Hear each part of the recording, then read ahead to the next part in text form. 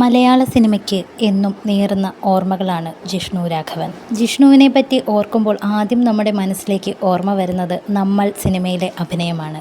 ഇന്ന് ജീവനോടെ ഉണ്ടായിരുന്നുവെങ്കിൽ സഹനടനായും നായകനായുമെല്ലാം ശോഭിക്കാൻ കഴിയുമായിരുന്ന താരമായിരുന്നു ജിഷ്ണു.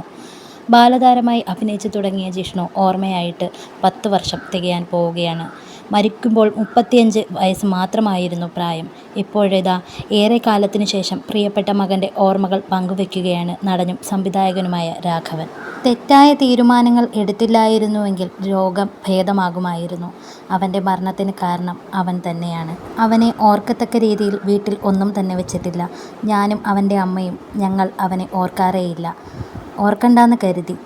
ഇപ്പോൾ അതിൽ ദുഃഖമില്ല. അതെല്ലാം കഴിഞ്ഞു. ഒരു ഫോട്ടോ പോലും കാണത്തക്ക രീതിയിൽ വെച്ചിട്ടില്ല. എല്ലാം മറച്ചു വെച്ചിരിക്കുകയാണ്. ഇപ്പോൾ മകൾക്കൊപ്പമാണ് താമസം.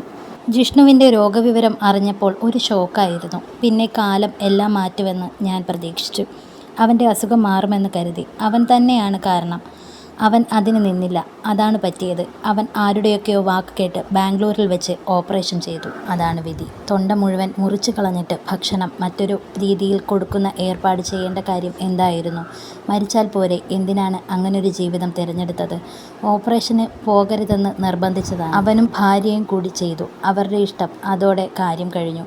പിന്നെ എന്ത് ചെയ്യാനാണ്? ഞങ്ങൾ അനുഭവിച്ചു. കീമോയും റേഡിയേഷനും കൊണ്ട് ഭേദമാക്കാമായിരുന്നു. ലക്ഷോറിലെ ഡോക്ടർ പറഞ്ഞിരുന്നു കീമോയ്ക്കും ഇടയ്ക്ക് റേഡിയേഷനും ചെയ്ത് നമുക്ക് അസുഖം ഭേദമാക്കാമെന്ന്. അതവർ കേട്ടില്ല. അങ്ങനെ അവർ ഓപ്പറേഷൻ ചെയ്തു. അതാണ് വിധി. അവൻ്റെ ആയുസ് എനിക്ക് തന്നു. 6 അടി 3 ഇഞ്ച് ഉയരമുണ്ടായിരുന്നു അവന്.